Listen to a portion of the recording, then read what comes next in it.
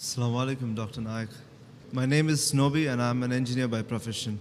In the Bible, Isaiah chapter 53, it talks about a suffering servant. A servant who is suffering, who's oppressed, bruised, and who dies, who gives his life for sin of the people, of mankind. Could you please clarify who is the servant of God? Thank you. The brother has quoted a verse from the book of Isaiah saying that the messenger is going to come who's going to die for the sufferings, etc., for the others. And there are many Christians who try and assume that this is the prophecy of Jesus Christ, peace be upon him. I'm just telling you, assume. Now, brother, you should note that the Bible says in the book of Ezekiel, chapter number 18, verse number 20, it says, the soul that sinneth shall die, which people normally quote. The soul that sinneth shall die. But the missionaries, they put a full stop where there's no full stop. The complete verse is, the soul that sinneth shall die. The father shall not bear the iniquity of the son, neither shall the son bear the iniquity of the father.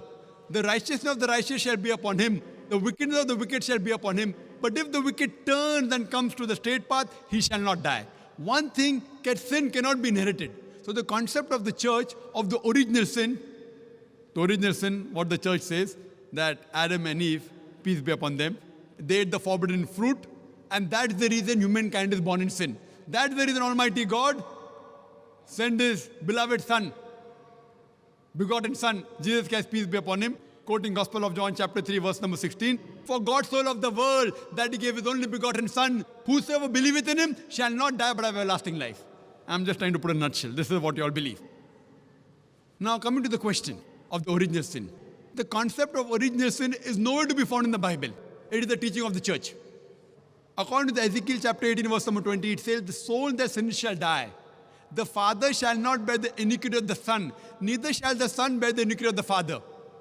The wickedness of the wicked shall be upon him. The righteousness of the righteous shall be upon him. But if the wicked turns and comes to the straight path, he shall not die. So based on this Ezekiel chapter 18, verse number 20, it completely negates the original sin that is propagated by the church. The Quran too says, no bearer of burden can bear the burdens of the others. No bearer of burden. So surely sin is not inherited. Eve tempted Adam to eat the forbidden fruit. Adam ate the forbidden fruit, may peace be upon them. Did Adam, peace be upon him, ask me before eating the fruit? Did he ask me? No. So why should I be held responsible? If he had asked me and if I told him yes, then you can catch my collar. Now, Adam didn't ask me before eating the forbidden fruit, peace be upon him. So why should I be held responsible? How can God be so unjust? Allah says in the Quran in Surah Nisa chapter 4, verse number 40, Almighty God, Allah subhanahu wa ta'ala, is never unjust in the least degree. So sin is not inherited. So your concept of saying that this refers to Jesus Christ is totally wrong. And Jesus Christ, peace be upon him, that's the concept teaching of the church, that for God so loved the world that He gave His only begotten Son. See, son, if you analyze in the Bible, Almighty God has got sons by the tons. It says Abraham was the son of God, Ephraim was son of God, Isaiah was son of God. As many people that are led by the Spirit of God are sons of God. So Bible has got sons by the ton. But the Christians say that no, Jesus Christ, peace be upon him, not normal son, he's the begotten Son. Gospel of John, chapter number 3, verse number 16. For God so loved the world that He gave His only begotten Son. Whosoever believeth in Him shall not die but have everlasting life. Now here if you analyze this word begotten Son, according to the scholars of Christianity, if you refer to the Revised Standard Version, revised by Thaydu's Christian scholars of the highest eminence, backed by 50 different corporate denominations, these Christian scholars say that this word begotten is interpolation, is a fabrication, is a concoction, and they threw it out of the Bible. So if you read the Revised Standard Version, this word begotten is not there. So we verily believe if son means a righteous person, then Jesus Christ, peace be upon him, surely was the Son of God. He was a righteous person, but He was not the begotten Son.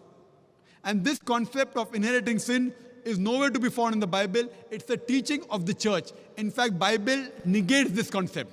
So surely what you're trying to indicate to me that this prophecy of Isaiah, it doesn't. Yes, messengers have come. Most of the messengers, they suffered. Whether it be Moses, peace be upon him, whether it be Jesus, peace be upon him, whether it be Prophet Muhammad sallallahu alaihi wasallam, peace be upon him. All the messengers, they suffered. And the hadith of the Prophet, that the maximum that were put to test among the human beings are the messengers of Allah. More difficult the test, the higher will be the reward. So all the messengers of God suffered. But to say that they suffered and they had the sin of all the humankind is nowhere to be found in the Bible. It is the teaching of the church and it's against the Bible as well as the Quran. Hope that answers the question, brother.